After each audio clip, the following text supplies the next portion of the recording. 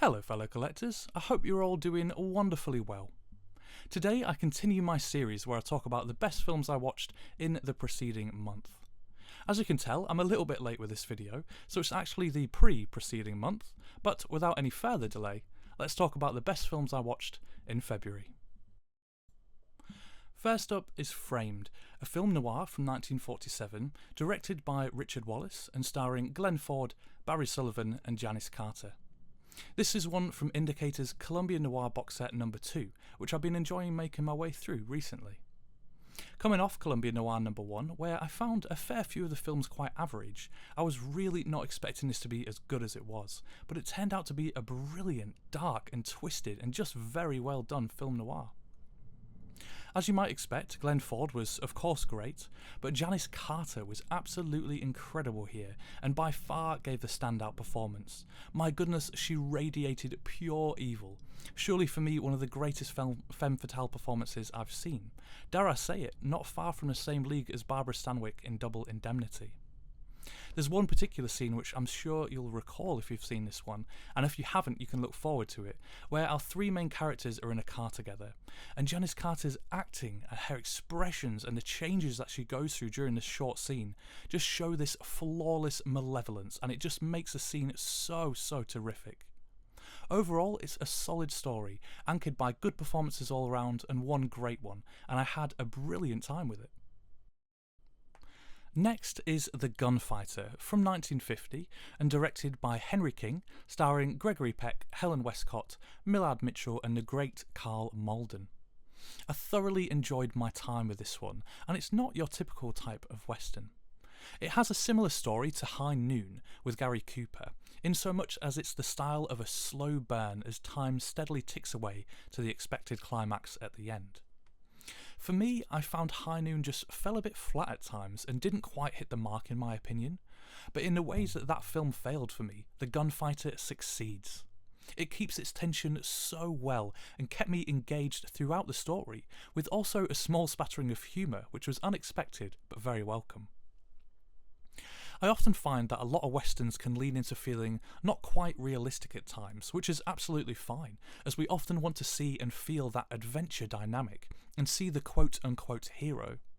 Here, however, in The Gunfighter, it feels like the fastest gun in the West, the man played by Gregory Peck, is just a normal guy.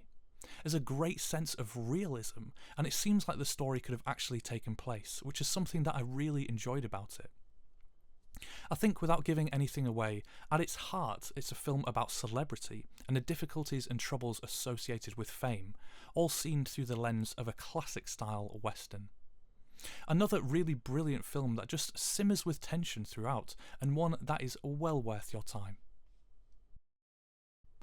Up next is Green for Danger, a film from 1946 directed by Sidney Gilliatt and starring as the Inspector, Alistair Sim, and then in a similar fashion to a good Agatha Christie novel, our other main actors make up our list of suspects, with Leo Genn and Trevor Howard, Judy Campbell and Wendy Thompson, Rosamund John, Sally Gray and Megs Jenkins.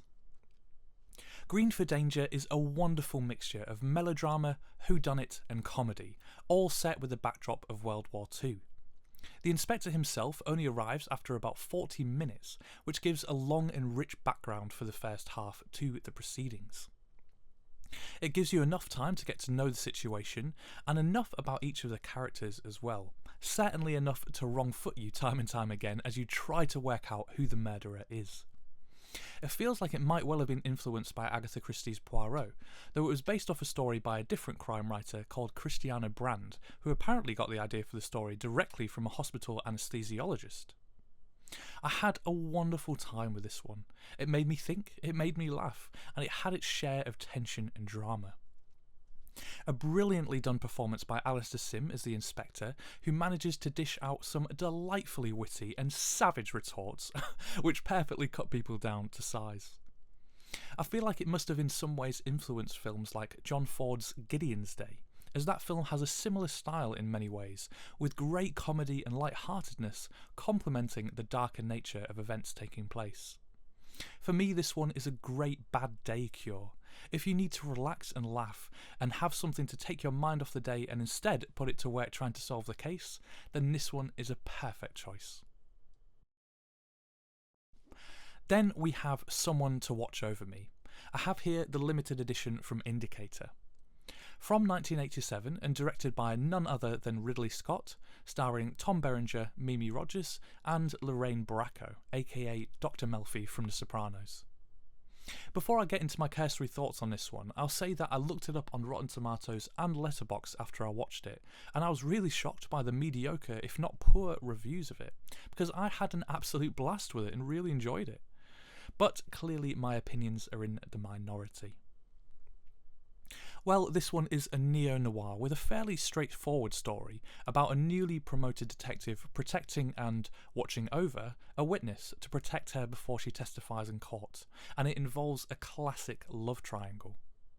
For me, this film balanced everything so well, the smooth, elegant and sleek with the brash, dark and grittiness. It was wonderfully shot and the soundtrack was also great. For me, the more saxophone the better, and there is plenty of it in this one, adding that wonderful noir atmosphere. I also really enjoyed some of the extras on the disc, including one where the writer talks about his experience writing it and getting it made. There was a really interesting quality that I didn't quite put my finger on straight away, but it became clear immediately as I was hearing him talk about what he wanted to achieve with his script. I can definitely recommend the extras if you watch this one, and also this particular edition from Indicator, which was excellent. And then, last but not least, we have Marcel the Shell with Shoes On.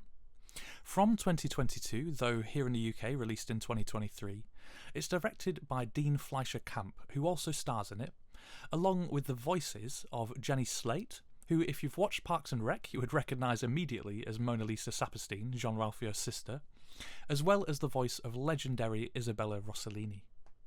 I actually went to see this one at the cinema and I had such a wonderful time with it.